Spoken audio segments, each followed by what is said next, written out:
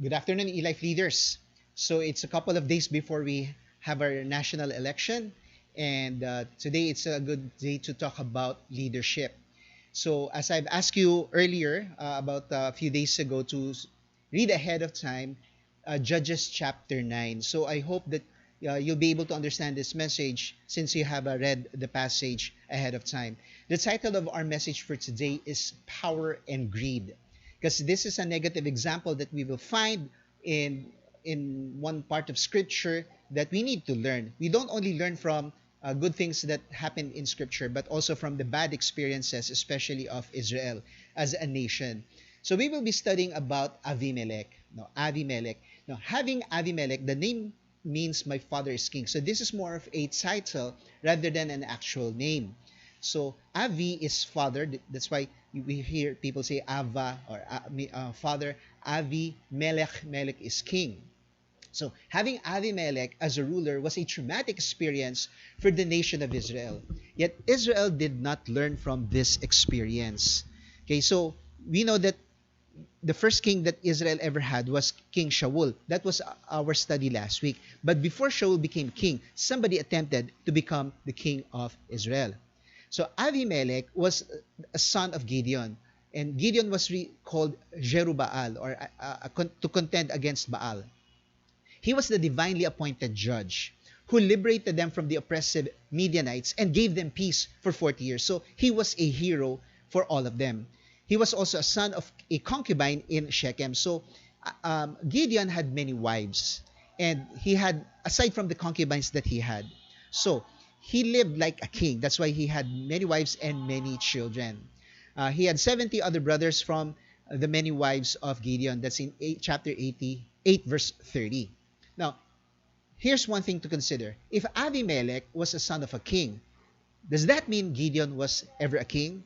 We know that he wasn't a king. That wasn't the case. And we find that in chapter 8, verse 23 of Judges. He refused to be a king. But he lived like a king when he found a way to be like a king without actually becoming one. So that's the irony of it all. Therefore, his sons lived like princes and assumed one of them would actually become a king.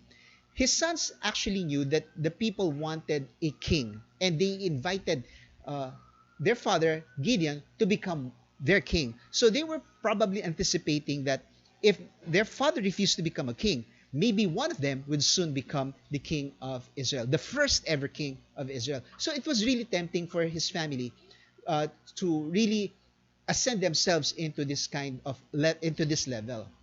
Now, we find this in Judges chapter 8, verse 22. The Israelites said to Gideon, "Rule over us." Now, they're making a move that is against the will of God by asking Gideon to become their king. Rule over us, you and your sons and your grandsons. So they know that they wanted, the people wanted Gideon and his family to become the rulers with succession. So they were just waiting for Gideon to pass away, and some of them, since there are 70, at least 71 sons who could potentially become one of the kings. So you can imagine they were sort of trying to grapple or fight over, rather, who would be the actual king. "Because you have saved us from the hand of Midian." But Gideon told them, "I will not rule over you." So he refused to be a king. "Nor will my son rule over you." So he doesn't want any of his children to become king. "The Lord will rule over you," because that was the setup. That was the setup. And he knew wasn't the will of God for any of them to become king.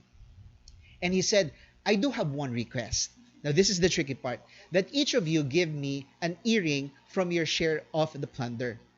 So Avimelech took the opportunity, because he's one of the sons of Gideon, that the people wanted to have a king, to become one without the anointing from the Lord.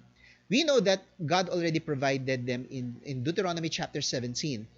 If one of these days, during the time of Moses, that one of these days the people would ask for a human king, so they would shift from theocracy to monarchy, that God would have to regulate the rule of their king. And God would permit them to have actually a human king.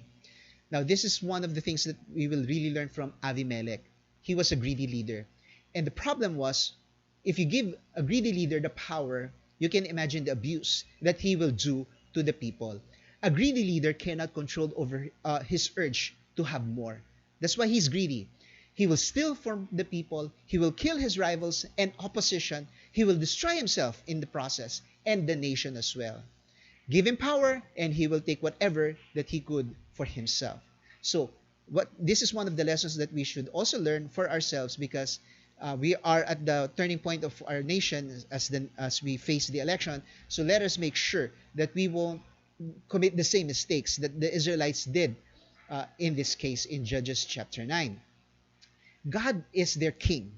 Israel has served foreign kings because they were rebelling against the Lord, and the Lord punished them by allowing other nations, the kings of other nations, to rule over them. And it wasn't, of course, the will of the people to be ruled by foreign nations. Who would want, which nation want for other nations to rule over them? They rejected Yahweh as their king and demanded to have a human king. When they had been warned and told about the many disadvantages of having one. Although this was mentioned already after the book of Judges in 1 Samuel chapter 8, but you can read that next time as if you want to learn more about the disadvantages of having a human king in the setup of Israel. Jesus is King of Kings and Lord of Lords. Amen? Do you believe that? He is our king. Whoever is the king or the head of state of the country we live in. In this case, we are Philippine citizens as well. What lessons can we learn from having an evil ruler? And that's what we are going to study right now from Judges chapter 9. 3 points. First of all, reject the greedy from having power, because it's very dangerous when the greedy gets power over all people. The offer to Gideon to become their very first ever king was very tempting. Okay, and not only to Gideon, but to his sons. It came from the people, not from God, to have a human king. He rightfully rejected the offer, which we already read. But yet, his children could not resist living like one. So they lived in pleasure, they lived in luxury, and they lived actually a sort of ruling people without that proper title. He was given power by the Lord and the recognition by the people because he saved them from the Midianites. But he let his greed get the best out of him, and his sons became worse in their greed. So that's the problem. When the father becomes greedy, you can expect the sons to outdo their father in their greediness. And this is what we will learn from the story. First of all, the problem started from Gideon. Even though we will be studying about Avimelec, we find this problem starting with his father Gideon. First of all, hypocrisy. Gideon the judge, his name is Jerubbaal, lived like a king without actually becoming one. Chapter 8 verse 22, this is what we read earlier. Not my sons, but the Lord will rule over you. So, why is it hypocritical? Even though he rejected the offer of the Israelites to become their king, he actually lived one. Gideon's greed came out when he asked for wealth from the people, which he used to control them. Verse 24. I didn't ask you to read Judges chapter 8, so maybe you didn't read this ahead of time. Verse 24. And he said, I do have one request. So there's a caveat. Won't be your king, but here's the caveat. I do have one request, that each of you give me an earring from the share of the plunder. Okay, so it was the custom of the Ishmaelites to wear gold earrings, because the Ishmaelites and the Midianites sort of got mixed together historically. They answered, we will be glad to give them. So they spread out a garment, and each of them threw a ring from his plunder onto it. The weight of the gold rings he asked for came to 1,700 shekels. That's a lot. Not counting the ornaments, the pendants, and the purple garments. Purple garments are sort of royal stature, okay, worn by the kings of Midian, or the chains that were on their camel's neck. So you see, it's just like becoming a king itself, having all the riches and even the respect and the authority over all the people. Especially that Gideon had the authority from the Lord. So he took advantage of his heroism, the anointing of the Lord, to actually rule over people. So he was going beyond the authority that God was giving him. So that was the problem. He became greedy when he became a leader. And he was the one who asked for this wealth. All right? And because he had so much wealth, he could do anything. That's why he had so many wives, he got concubines, and he had so many sons. Well, at least we know one politician here in the Philippines who outdid Gideon. he had this Filipino politician, retired, who passed away, had more than 70 sons. I think you know that person. Second, Gideon was unfaithful to the Lord. So Jerubbaal, or Gideon, led the people away from Yahweh, the one true God. So what happened with all of those wealth that he got from the people that he requested? Gideon made the gold into an ephod. So the ephod was the way to communicate with gods, okay, which he placed in Ophrah, his town. All Israel prostituted themselves by worshiping it there. So they worship the ephod instead of just reaching out to God through the ephod. They worship the ephod itself. And he was not really commissioned by the Lord to make the ephod. God, in the past, during the time of Moses, has ordained the priest to make this ephod, or actually Moses. And it became a snare to Gideon and his family. So why did Gideon do this? Because again, this is the way to control the people in the spiritual sense. And he did not stop them from worshiping it. In fact, he took advantage of it, right? Verse 33, no sooner had Gideon died than the Israelites again prostituted themselves to the Baals. They set up Baal Berith as their god and did not remember the Lord their God, who had rescued them from the hands of all their enemies on every side. So Gideon became unfaithful to the Lord. So the problem was, if the leader himself is unfaithful to the Lord, imagine what will the people do, right? Number 3, debauchery. Debauchery is excessive indulgence in sensual pleasures. Okay, so that's why he had so many wives and children. He lived in luxury carelessly. Jerubbaal bore several sons who grew up under his wealth and power. Verse 29, Jerubbaal, son of Joash, went back home to live. He had 70 sons of his own, for he had many wives. His concubine, who lived in Shechem, also bore him a son, whom he named Avimelec. So this will be of all the people, will be the problem, who will cause them the problem. But again, it was Gideon who started this. That's why he had this son who was also unfaithful to the Lord. Number 4, Avimelec has set up his uncles to take absolute power for himself. Okay, so since Gideon had the power, not automatically will the sons take over. At that time, the uncles were the voices of leadership in their time. Now, this is the chapter that I ask you to read ahead. Judges chapter 9, verse 1. Avimelec of Jerubbaal went to his mother's brothers in Shechem and said to them, and all his mother's clan, ask all the citizens of Shechem, which is better for you, to have all 70 sons of Jerubbaal's sons rule over you, or just one man? Remember, I am your flesh and blood. So actually, you will notice that this is a setup. He dared to challenge, his uncles to ask the people. Now, he wouldn't do that if the people would not favor Avimelec. So before he challenged his uncle to ask the people, he already had won the people of Shechem. Especially that he's sort of connected connected to Gideon as his biological father, and of course with his uncles, but he's also connected in Shechem because his mother is from Shechem. So sort of he got the advantage. So unlike his uncles, they were not from Shechem, but they were ruling over them. And the people of Shechem would rather have someone from Shechem and still connected with Gideon. So he was trying to grab the power from his uncle. And the problem was the uncles did him a favor. All right? Verse 3, when the brothers repeated all this to the citizens of Shechem, they were inclined to follow Avimelec instead of the 70 brothers. They said, he's related to us. We're blood related to Avimelec, not to the 70 sons. So we would rather have this one man rather than so many voices, the 70, to rule over them. So it was a good deal for the people of Shechem. That's the deception. That's how Avimelec tried to grab power from his uncles. Rather than ask God, Lord, can you make me the next leader, just like my father? No, it was a power struggle. Number 5, murder. Avimelec used his influence and wealth to form a private army and kill all his rivals. Sounds familiar? You know, this happens also in the Philippine context. Verse 4, they gave him 70 shekels. That's a lot, okay? Remember how the people gave his father so many wealth to rule over them. In this case, it's lesser, but still a lot. They gave him 70 shekels of silver from the temple of Baal Berith.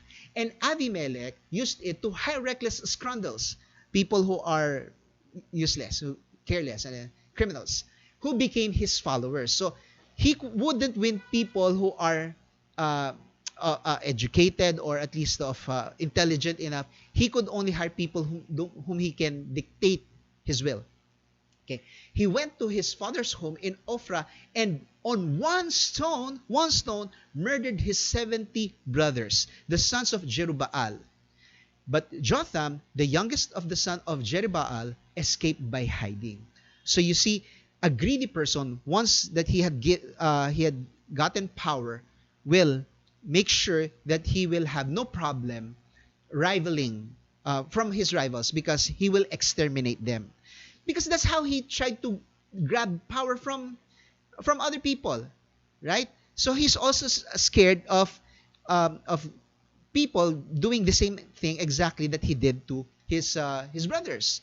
So he's not starting out good, and he had to keep on maintaining his momentum by continuing on his evil ways. Number 6, self-appointment. Avimelec set himself as the king of Israel without the Lord's anointing. Now, that's the big problem. He doesn't have the authority from the Lord, unlike his father, who got the authority from the Lord, but not as king, but only as judge. Verse 6, then all the citizens of Shechem and Beth Milo gathered beside the great tree at the pillar in Shechem to crown Avimelec king. So, he got everything what he wanted. Everything that he planned went well. He succeeded in gaining power. Now, he did it by force. He did it by coercion. He did it cunningly. Unlike in our case, at least we have an electoral system. But in the same way, we should be rejecting greedy from having power. The problem is the people of Shechem wanted a greedy person to hold power over them. And because of that, they also paid the price of having Avimelec to be their king. So, let me review the first point. Reject the greedy from having power because he will take whatever he could. Gideon was hypocritical. He lived like a king without becoming one. He was unfaithful to the Lord. He turned the people away from God. He lived a very debauched life. He bore several sons and under his wealth and power, and so his sons also wanted the same kind of power and wealth. Avimelec deceived the people, deceived his uncles, so that he can take power for himself, absolute power. There's a saying, absolute power corrupts absolutely. Murder. So he killed his brothers who would be his rivals in taking the position. And self-appointment, he without the Lord's anointing, he became king of Israel. Why did God allow that? We'll find out. So what happened? Why did God allow this to happen? The second point I'd like to make is speak the words of righteousness. The surviving son of Jerubbaal, who was Jotham, dared to speak against the majority, even though his life would be in danger. Remember, Avimelec wanted all his brothers to be dead. He didn't realize, or maybe he did, but that one would be able to escape. I think God was working at that time. This was part of God's grace, that one would be left out. Okay, who chose Avimelec as their king, exposed their treachery against Gideon, dared them to submit to Avimelec as they wished until they both destroyed themselves and their new king. So, it's really hard to speak truth and righteousness at the time when evil is really ruling over the people, especially if the people themselves wanted an evil person over them. It's really hard to speak out. It's really hard, right? Okay, number 1, courage. After escaping from the massacre of his brothers, Jotham spoke to Shechem, the people of Shechem, from Mount Gerizim. That's not Mount Gerizim, the mountain of blessings. Now, let me explain this a little bit. In Deuteronomy chapter 11, okay, when God said you should speak blessings from the Mount of Gerizim, and you should speak curses from Mount Ebal. Of course, everybody wants to hear blessings, but sometimes people need to hear the curses of God if they are drifting away from God. Okay, now he spoke from Gerizim maybe because he was afraid if he went to Ebal that people would kill him there. So if he would be speaking from Gerizim, well, at least he will be safer because he's not really speaking against the people, but actually he would be speaking against the people, sort of in a safer way. He gave them really an option, but still he spoke some curses from the Lord.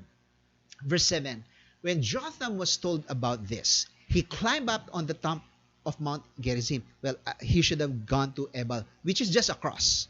Okay, and shouted to them, listen to me, citizens of Shechem, so that God may listen to you.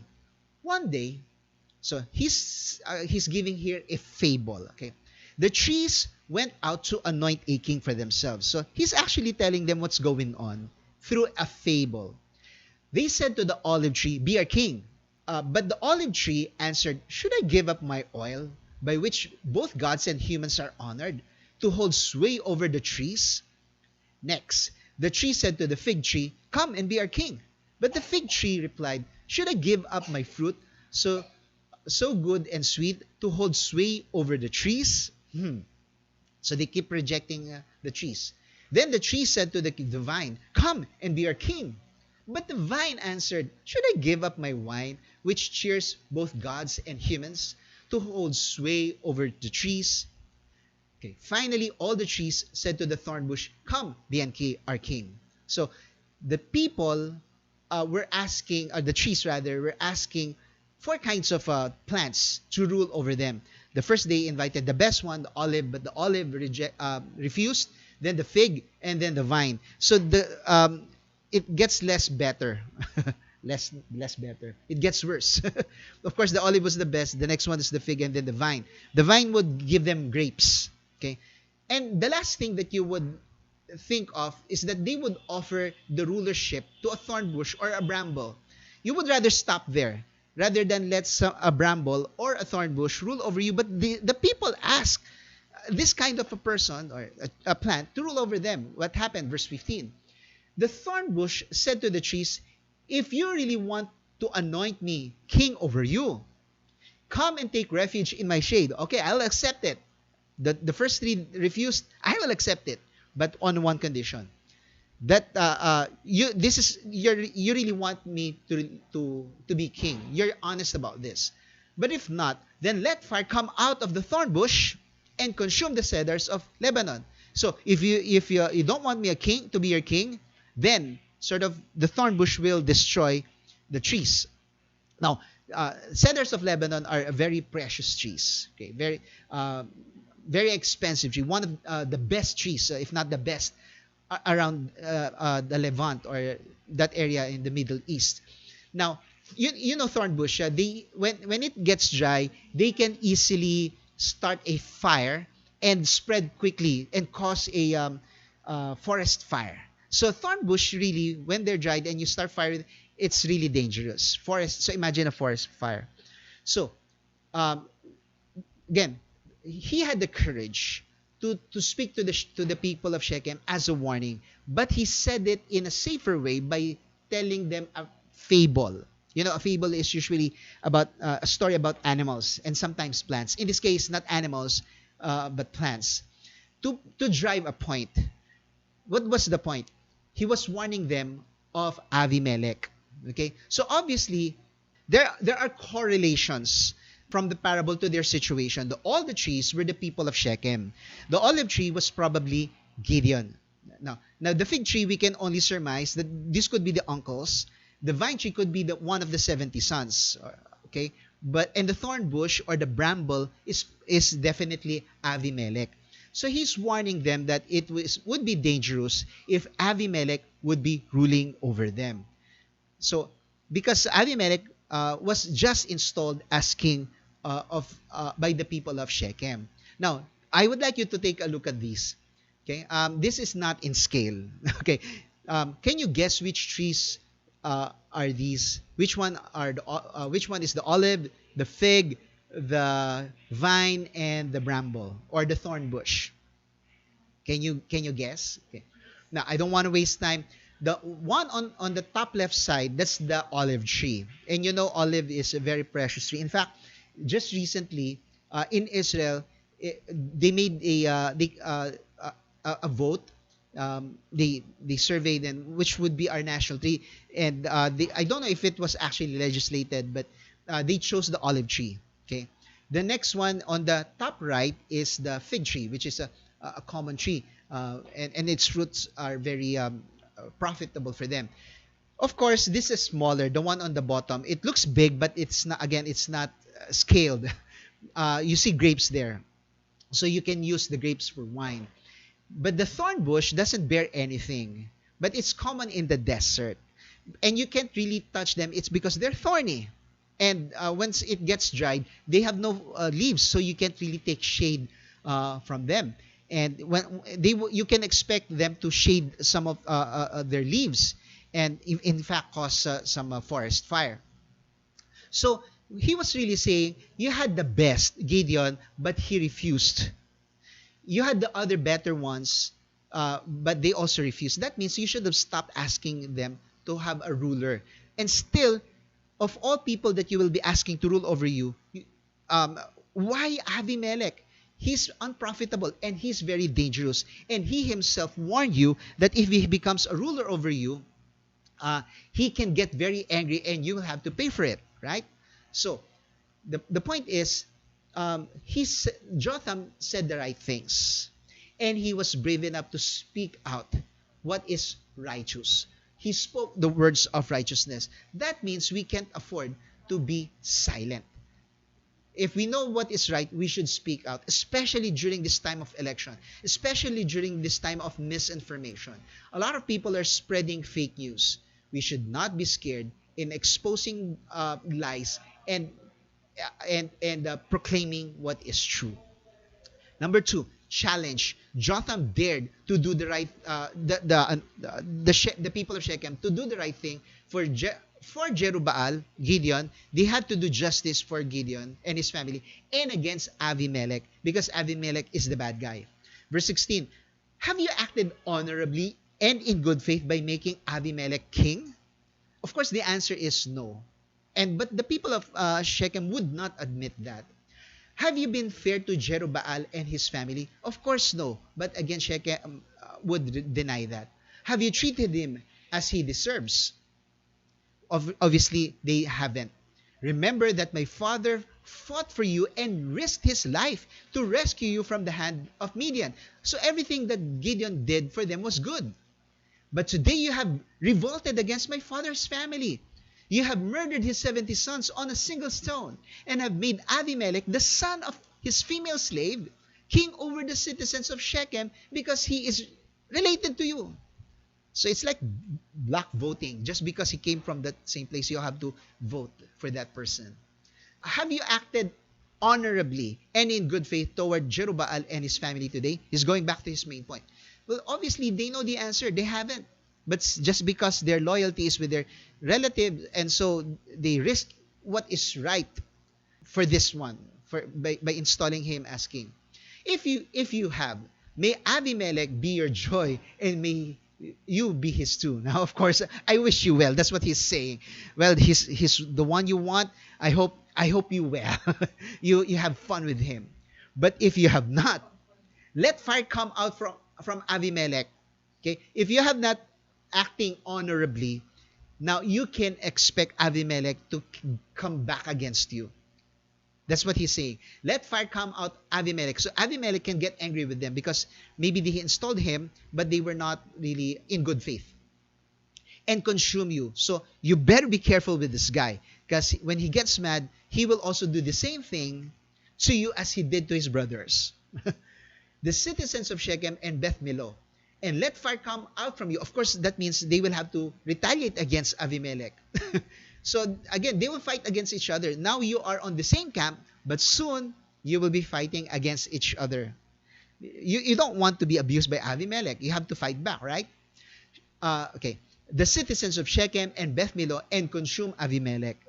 So there will come a time that you may be able to get rid of Avimelec soon. The point is, you'll fight each other. You just find yourself right now in the same camp, but soon you'll go against each other.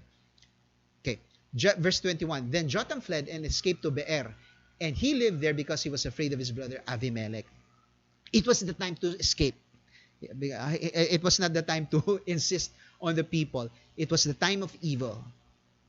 And if it is their moment, you can't do anything about it. In Revelation, God said He permitted the enemy to persecute the believers. It was His time. And all we could do is really avoid as much as we can. But it was their time, that time of evil. So, speak the words of righteousness. Courage. After escaping from the massacre of his brothers, Jotham spoke to Shechem from Mount Gerizim, at the mountain of blessings. He spoke to them. He had to tell them the truth and warning them.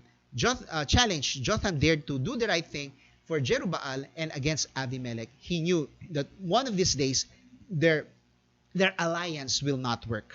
Okay. Finally, letter C, wait for the Lord's justice. So it was the time for the Lord to move. So when it's the time for evil to prosper, we can't do anything about it. God has allowed it. But wait for the Lord. He will move. You just ask Him. The Lord was slowly brewing something to let the greed of Avimelec and the treachery of the people of Shechem to boil against each other. The Lord knows that it's this partnership that they had, or alliance, will not be sustainable. They're both greedy. Avimelec and the people of Shechem, they're all greedy. He did not send far from heaven or another judge to make things right. No. He knew that they will come against each other. Just wait upon the Lord. Okay. So, number one, this is the permissive will of God. That means God allowed the evil to prosper at this time. The Lord allowed Avimelec and Shechem have their way, but only for a short period of time. Judges chapter 9 verse 22. After Avimelec had governed Israel 3 years. 3 short years. Okay. Now, I don't know what will happen with this coming election. I don't know if our new leader will be a righteous leader or not. I don't know the future. We know that the term of a president is 6 years. I don't know if that's short enough for you. I don't know if that's bearable for you. We used to have a president. He only ruled for about 2.5 years. That's about 20 years ago. So 22 years ago. No? You know that story. Because he had his own cases. So we didn't expect that he would only be our president for only about 2.5 years. But it happened. But in this case, 3 years. So understand that God permits these things to happen. Right? Now this will be the longest part. So I know you have read the story already. So I'm just going to read this and make a few comments. Because if I'll make a comment of every verse here, we will run out of time. Especially that the story is simple enough for us to understand. So we'll just refresh ourselves with how the story went. The plan of the Lord. The Lord allowed evil in them to destroy each other. So that's why we have to wait for the Lord. So let's read the story. I'll just read it continuously. Verse 23, God stirred up animosity between Avimelec and the citizens of Shechem so that they acted treacherously against Avimelec. So both of them are greedy.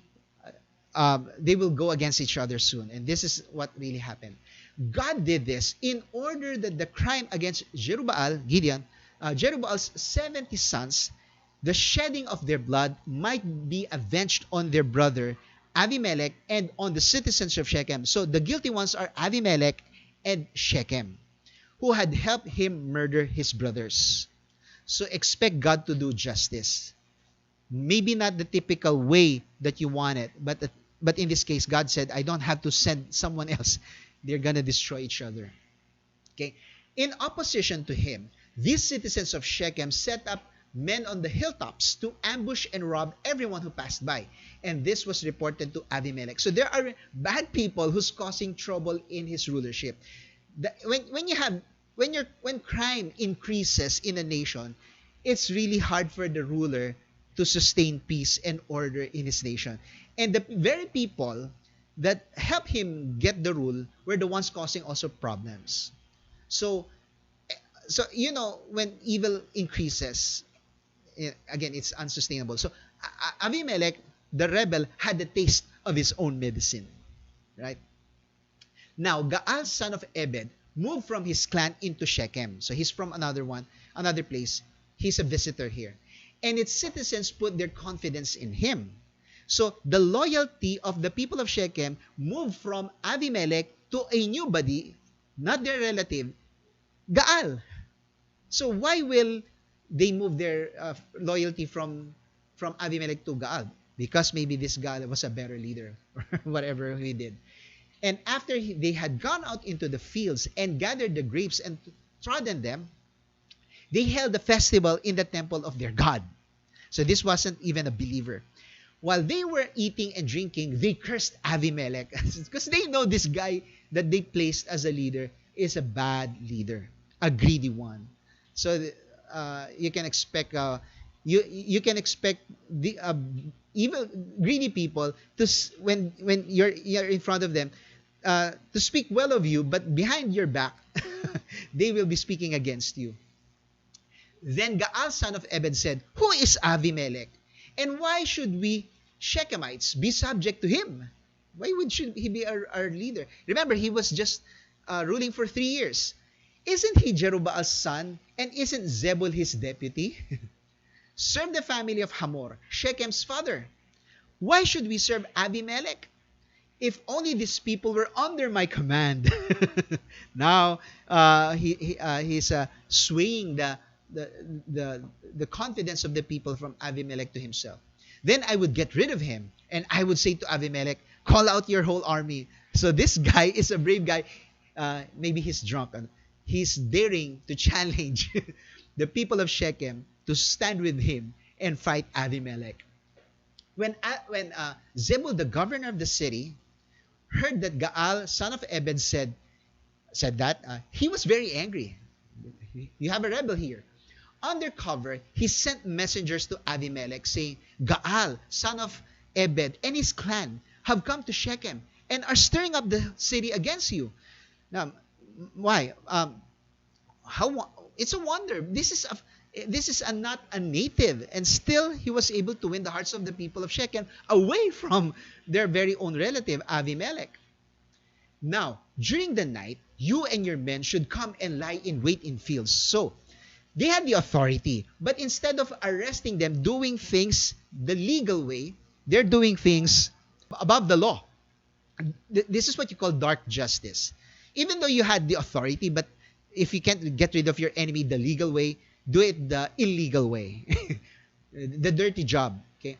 In the morning at sunrise, against the city, when Gaal and his men come out against you, seize the opportunity to attack them.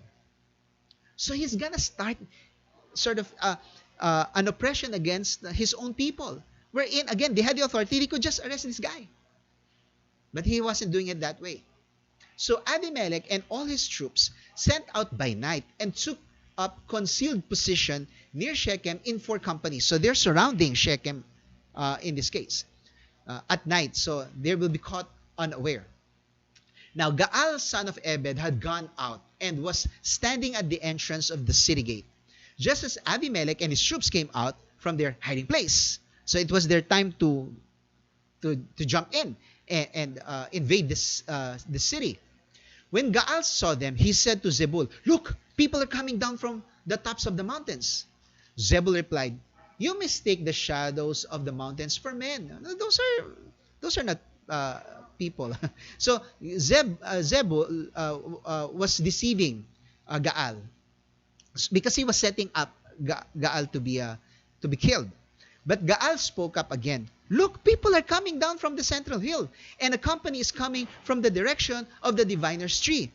Now, come to think of it, if there are invaders coming in, Zebul should have put up defenses. But these are on the side of Zebul against Gaal. So it's really treacherous for the governor to set up one of his citizens to be killed, Gaal. So sort of Zebul was dismissing this movement of people so that they could carry out the murder of Gaal. Then Zebul said to him, where is your big talk right now? You said, who is Avimelech that we should be subject to him? So at this time, Gaal realized that this was on the side of Zebul against him. Aren't these the men you ridiculed? Go out and fight them. Okay, you challenge Avimelech. Here they are. Fight them. So Gaal led out the citizens of Shechem and fought Avimelech. So he had to defend himself. But he was not prepared for that day. Avimelech chased him all the way to the entrance of the gate, and many were killed as they fled. Remember, this is sort of something, an internal fight. It's like a civil war. And it's actually a government against their own citizens. The government using its power against its citizens. Sounds familiar? Then Avimelech stayed in Arumah, and Zebul drove Gaal and his clan out of Shechem. Okay, so he wasn't killed yet. So, let me pause for a moment. What started out wrong in motives and manner for both sides, both for Avimelech and for the people of Shechem, will soon come back and haunt the greedy for power. They both want power. And of all people, Avimelech didn't realize that he would have a rival, not from his brothers, not from his brother's family, not from the family of Gideon, but from a stranger, a newcomer in the land, Gaal. That would cause him problem. And he didn't realize soon that even the people of Shechem would come up against him.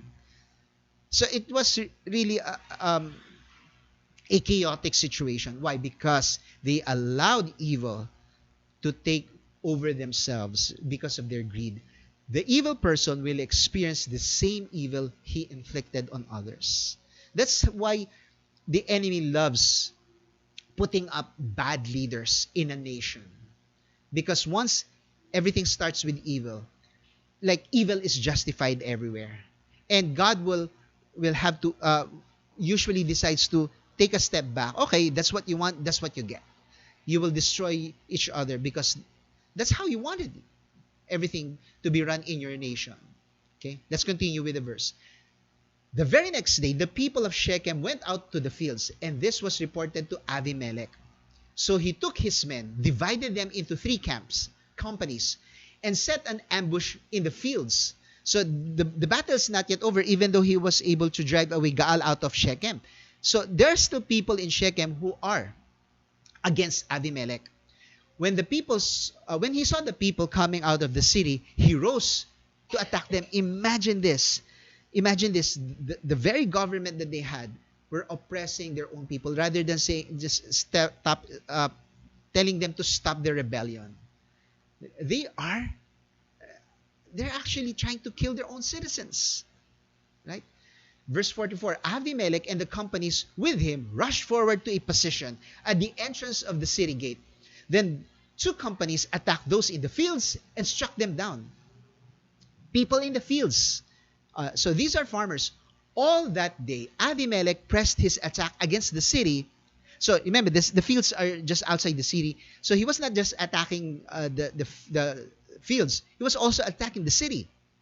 Okay, until he captured it and killed its people. My goodness. He's really oppressing his own people. Then he destroyed the city and scattered salt over it. What does that mean, scattering salt? You cannot use the field when it is salty. Even if you plant whatever you need to plant there, they wouldn't grow up because the land has become salty. So he's destroyed its very land. So it's an oppressive government. On hearing this, the citizens in the tower of Shechem went into the stronghold of the temple of El-Berith. When Avimelech heard that they had assembled there, so it's not yet over. Okay, they sought refuge in a temple. They could not do anything. The city has been destroyed. So the surviving people had to go somewhere wherein they could survive, in a temple in El-Berith. Okay. They're fighting for their lives. Verse 48. He and his men went up Mount Zalmon. He took an axe, cut off some branches, which he lifted to his shoulders. He ordered the men with him, quick, do what you have seen me do. So he's not done yet. he wanted to burn the temple. People were cornered inside the temple. We're gonna kill them all, which is a religious site. So in Filipino, walang patawad itong si Avimelec. Okay, walang patawad. He was merciless, right? Verse 49. So all the men cut branches and followed Avimelec. They piled them against the stronghold and set it on fire. And the people still inside. So remember, some of these people are not combatants. Some are helpless people, women and children. Avimelec is really out of control.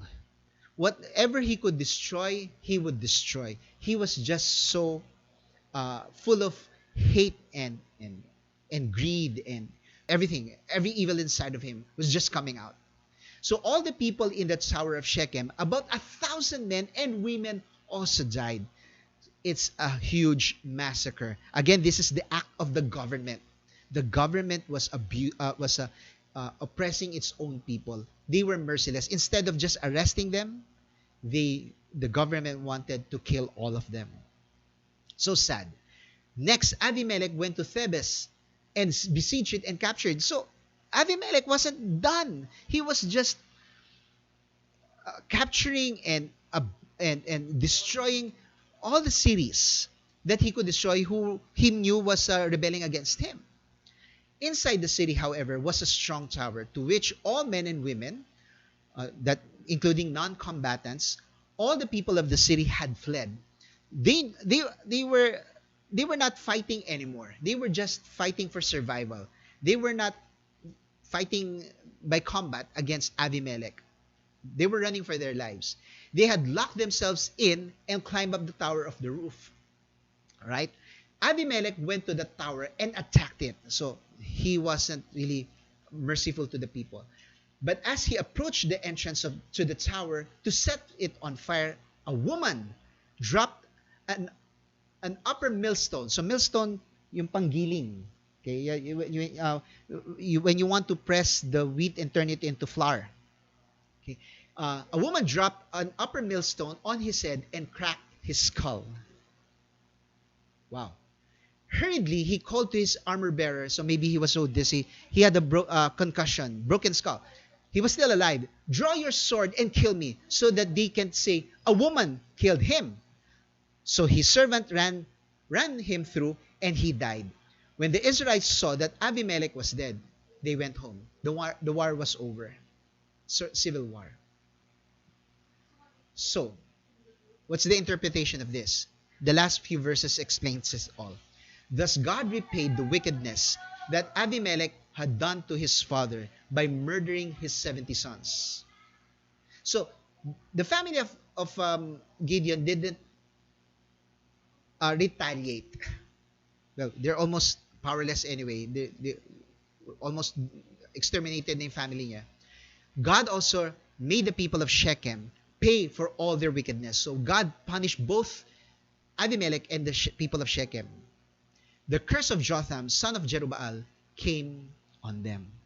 Finally, justice came if you just wait on the Lord's work. In his insecurity and hate, the greedy for power, both Avimelec and all the people of Shechem, most especially Avimelec, the greedy for power would not stop until he has exterminated all his enemies and threats to his position. For he does not trust in God, and God does not protect him. The same thing with the people of Shechem, because they did not ask God to give them the ruler that they wanted.